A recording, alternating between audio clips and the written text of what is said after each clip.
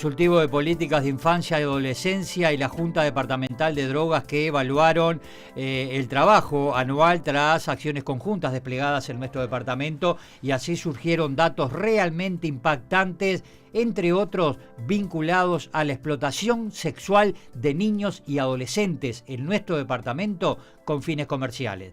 Nos vamos con Franco, que está con este tema. Compañero, ¿me escuchan? Perfecto.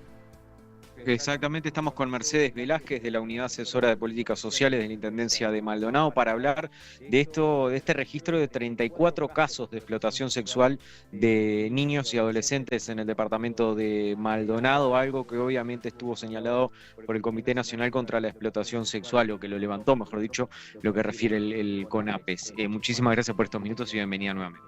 Bueno, muchas gracias a usted, bienvenido, un saludo ahí, Ricardo, buenos días, y a la audiencia. Bueno, justamente hablando de estos 34 casos, cuando hablamos de explotación sexual, justamente se encienden las alarmas por todos lados, y en este caso son 34 casos, 34 denuncias en Maldonado. Sí, en realidad son, nosotros en los espacios que tenemos interinstitucionales, definimos el otro día reunirnos en forma conjunta el Consejo Honorario y Consultivo de Política de Infancia y Adolescencia y el espacio de la Junta Departamental de Drogas, porque en realidad somos los mismos organismos del Estado que trabajamos interinstitucionalmente en la planificación de esas políticas públicas, ¿no? La Intendencia participa a través de esos espacios, y ahí surgió por parte del equipo dupla que viene trabajando de CONAPES en lo que es reparación de daño a esos niños, niñas y adolescentes y sus familias, los datos de que en este año fueron atendidos en ese espacio 34 niños, niñas y adolescentes, de los cuales de esos 34 casos 22 son niñas mayores de 13 años, 9 varones mayores de 13 años y 3 niñas menores de 13 años. Lo que, bueno, nos planteamos ahí la necesidad de seguir insistiendo en una política pública de prevención, altamente, o sea, en el eje fundamental de prevención. De hecho, este año pudimos tener la posibilidad de hacer una campaña a través de fondos de UNICEF, que se presentó a través del Consejo Consultivo en alerta, paremos la explotación sexual comercial de niños, niñas y adolescentes, que se realizó una capacitación, por un lado, a un montón de perfil de personas que trabajan directamente con esto, pueden llegar a trabajar, por ejemplo, a los inspectores de tránsito, que muchas veces están en la noche y no saben cómo pesquisar, cómo mirar cuáles son los factores de riesgo. También se fue al municipio de Igual, municipio de San Carlos, a capacitar, porque una de las cosas que plantean muchas veces las personas que trabajamos en lo social es que tenemos que mirar, un poco lo que también pasa con salud mental, que estamos haciendo capacitaciones, cómo nos transformamos de alguna manera todos referentes comunitarios de pesquisamiento rápido, y qué es lo que tenemos que hacer cuando alertamos o creemos sospechar de una situación de este tipo, ¿no? De estas 22 niñas, de entre gran parte obviamente de este número, ¿cuáles son o qué se puede marcar como los puntos en comunes o los puntos de vulnerabilidad de las que obviamente alguien se aprovechó de ellas? En realidad, los compañeros no hicieron mucho hincapié, porque en realidad todos esos datos se van a presentar ahora el 7 de diciembre, que es el Día Nacional contra la Explotación Sexual Comercial de Niños, Niñas y Adolescentes. De hecho, el 4 de diciembre se va a presentar un protocolo en Torre Ejecutiva, un protocolo interinstitucional, que es la dificultad que estamos teniendo, digo, porque acá hay varios organismos que seguramente tienen que ver, pero digo, en realidad los perfiles de la situación muy vulnerable. De hecho, nosotros hemos traído la campaña País de Buen Trato a Maldonado y se había empezado a desarrollar en los departamentos turísticos. El turismo, por ejemplo, es una de las que expone mucho a nuestros adolescentes.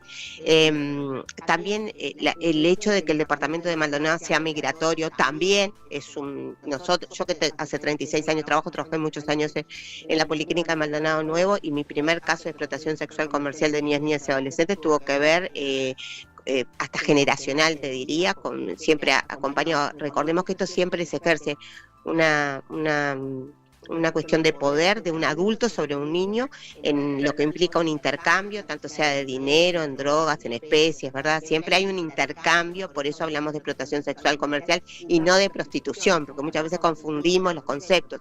Acá estamos hablando de que alguien de alguna manera demanda no se puede decir servicio, ¿está? Como retribución esa niña o adolescente está recibiendo algo a cambio, ¿no?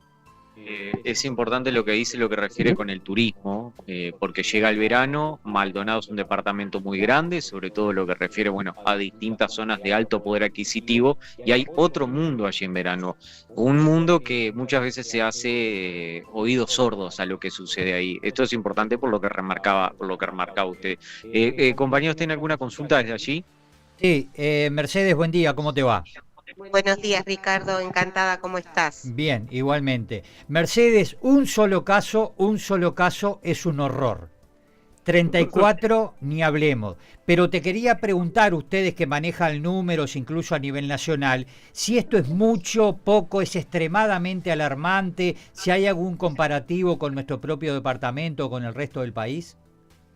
Bueno, ahora el 7 vamos a poder tener los datos. El año pasado, recordemos que en el 2023 se denunciaron 169 casos en todo el país. Claro. O sea, siempre planteemos que lo denunciado, ¿no? Lo denunciado está está invisible, claro. Ricardo. No queremos imaginarnos todo lo que no se sabe, porque el niño está amenazado, porque no se anima. Exacto. Mercedes, por eso la importancia, yo quiero remarcar lo que vos mencionabas recién allí con Franco, la importancia de que todos aprendamos algunos protocolos básicos, saber mirar y escuchar, ¿verdad? Exactamente. Mira, de hecho, esta posibilidad que tuvimos varios técnicos en capacitarnos a través del equipo de Gurises Unidos, que fue contratado para esto y que también hace el monitoreo y hace también la reparación de daños de estos niños, niñas y adolescentes y su familia, realmente lo valoramos positivamente. Otro de los ejes que se manejó también en el proyecto Alerta que se implementó este año fue tener contactos con la Cámara Empresarial. Nos parece importante capacitar a los empresarios, y otro perfil que queremos capacitar también son los taxistas. Ajá. Entendemos que son, viste, que esa población que en realidad trabaja en la noche, que trabaja determinadas horas, que se puede percibir. Esto de los inspectores de tránsito nos pareció re interesante y los compañeros nos agradecieron, ¿no? Claro. Porque muchas veces hay que como que agudizar la mirada, ¿no?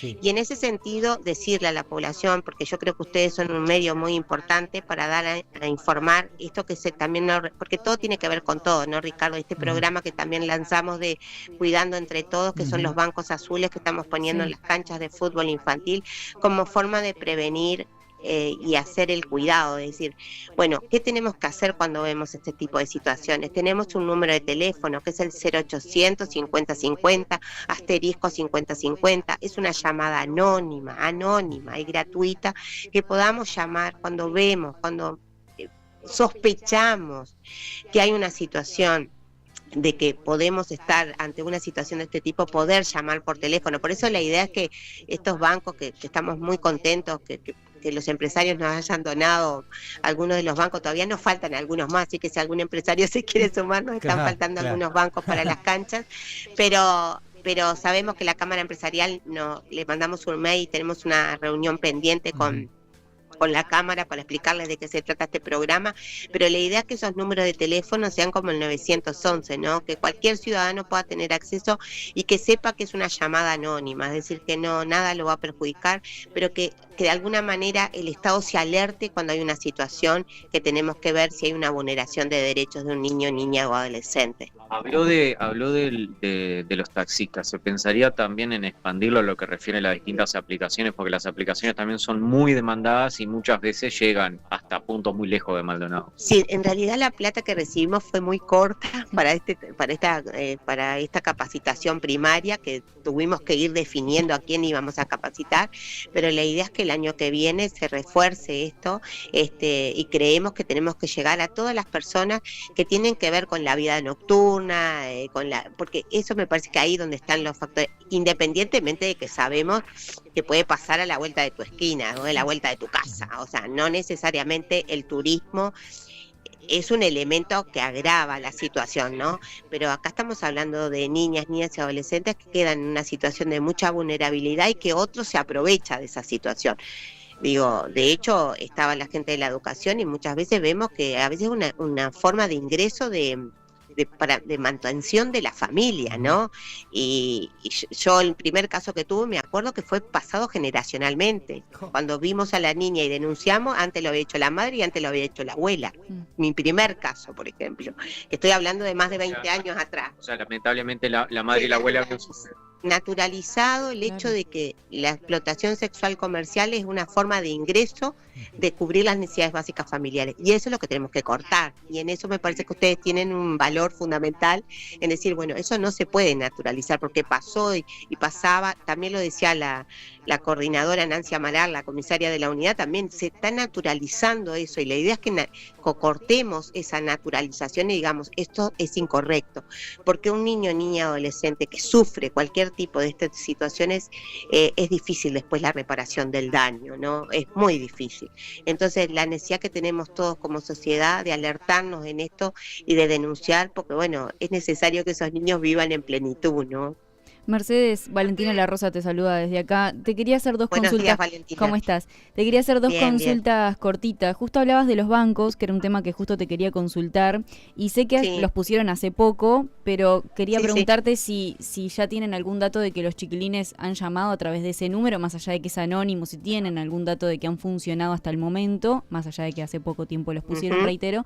Y lo otro que te quería preguntar es, de esos 34 casos acá en Maldonado, algunos de esos menores continúan en el seno familiar, otros fueron trasladados a INAU. ¿Cómo es el seguimiento o qué se sabe?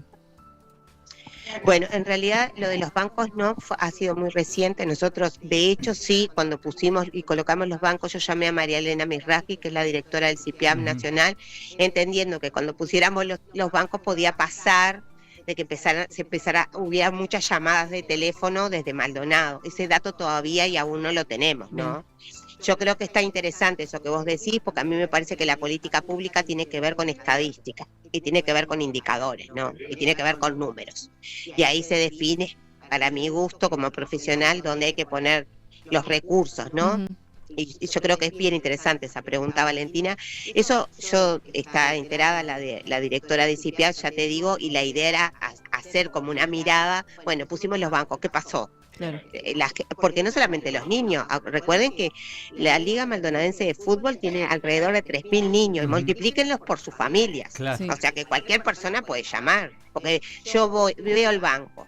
Por ejemplo, en el deportivo además pusieron carteles y en otras canchas también se pusieron carteles. Yo veo el cartel y sé de una situación al lado de mi casa, frente a mi casa, veo en la escuela y también puedo denunciar. O sea que puede haber, la idea que yo preparé a María Elena, justamente no vaya a ser que hubiera un montón de llamadas por teléfono y dijera, bueno, ¿qué pasó acá? Bueno, pasó que pusimos unos bancos. Claro, y los bancos los está viendo todo el mundo. Y con respecto a la segunda pregunta, siempre hay protección. Por eso estos chicos que sufrieron la explotación sexual comercial están al amparo hoy de esta dupla psicosocial que hace la reparación de daño. Algunos niños están, seguramente, eso te lo puede decir más el director de INAU, pero por lo que yo escuché allí, están institucionalizados, obviamente, porque lo que tenés que hacer es cuidar, proteger. El Estado tiene que proteger cuando hay una situación de vulnerabilidad. Algunos están ingresados en centros de INAO y otros seguramente están con familias, otro tipo de familias para alejar al niño de esa situación, porque lo primero que tiene que hacer el juez es proteger al niño, niña y adolescente, ¿verdad? Claro. Mercedes, de esos 34 casos, ¿se sabe cuántos ocurrieron en el ámbito familiar y cuántos desde lo externo, es decir, terceras personas? ¿Hay algún dato al respecto? No lo dio porque los compañeros estaban haciendo recién una evaluación, dieron esos números en realidad. Recuerden que muchas veces yo voy a hablar a título personal ahí, ¿no? Pero las situaciones de abuso es mucho a nivel familiar, mucho en el seno familiar, en la cuna familiar. Tal vez la explotación sexual comercial tiene que ver más con el afuera. Con el afuera, ¿no? que promete que le regala las lindas zapatillas, le da ropa. Exactamente, la droga. Cosas por el estilo, la droga. Exacto, la ropa, esto que vos decís, claro. Te llevo a un shopping y a veces no se ve. Claro. Pero en general es con el afuera, alguna persona que está cercana, pero no está directamente en la familia, a diferencia de la situación de maltrato y abuso que sí, el 90 y creo que no, 93, 94% son siempre personas muy allegadas a los niños, ¿no? Un tío, un primo, el padre, o sea, la pareja, la madre. Sí. Mercedes, los victimarios, cuando hablamos de adolescentes, niños o niñas grandes, 17, 16 años, por ahí uno puede entenderlo, ojo, no justificarlo, pero entender un poco más. Ahora, los abusadores de niños son enfermos. Yo creo que ahí me parece que tiene que ver con la cultura del patriarcado, ¿no? Ajá. Seguimos fuertemente con el tema de género. Mientras no podamos desasnarnos y poder de alguna manera empezar, esto que estamos haciendo, empezar a hablar Claro. del tema, yo creo que nadie es enfermo, son todos perfectamente claros. O sea, acá estamos hablando de ni siquiera una patología psiquiátrica, Ajá. ¿no? Porque puede acompañarse con una patología psiquiátrica, pero en realidad estamos hablando de todavía fuertemente arraigado la idea del machismo por encima y lo hegemónico, ¿no? O sea, entonces desde ese lugar es como que las mujeres pasamos todavía a ser objetos Ajá. de No, deseo. eso, hay que decirlo, ahí está, objetos. Entonces, o sea, somos objeto de deseo. Claro. Entonces, desde ese lugar es que se separan los varones, se siguen parando los varones, lamentablemente, y en eso yo tengo, creo que no son los extremos. Yo creo que los varones tienen que, con nosotros, dar esta lucha que es constante y permanente y diaria con respecto a pensarnos desde otro lugar. Lo cultural es fuerte. Nosotros estamos haciendo talleres en los liceos, ahora fuimos a la UTU y al Liceo de Pan de Azúcar, Ricardo, y a la Capuera, y fuimos a dar talleres de El abuso no es amor, y sale fuertemente todavía este componente, ¿no? Claro. Los varones son varones y entonces tienen todo permitido. Sí, sí. ¿No? Está todo permitido. Y además, si tiene varias novias y varias chicas, es mucho mejor. Ah, y sí, es más revisto machito, se como está haciendo un machito como bárbaro, exacto, claro. como el mejor y Sí, sí. y el más mejor, como dicen las gurisas. Y al revés es completamente lo contrario. Exactamente. Bueno, de hecho una chica comentó en la UTO y la Capoeira, dijo, no, porque lo que pasa es que nosotros somos como, nos dicen baños públicos. Y yo estoy segura que le pregunto a vos si sabés por qué le dicen baños públicos. No, yo ni idea. Franco, acá lo estoy mirando a Franco, ¿sabes por qué? Porque te usa todo el mundo. Ah, horrible. Terrible, terrible. Terrible, ¿no? Terrible. O sea, eso fue este año. En uno de los talleres que hicimos, y todos los técnicos que habíamos ahí quedamos sorprendidos. Claro. ¿Tá? Pero los chicos seguían diciendo, si yo tengo esto que estamos hablando acá, es re bien, re de más. Re de más. Pero las chicas son baños públicos. Qué bar.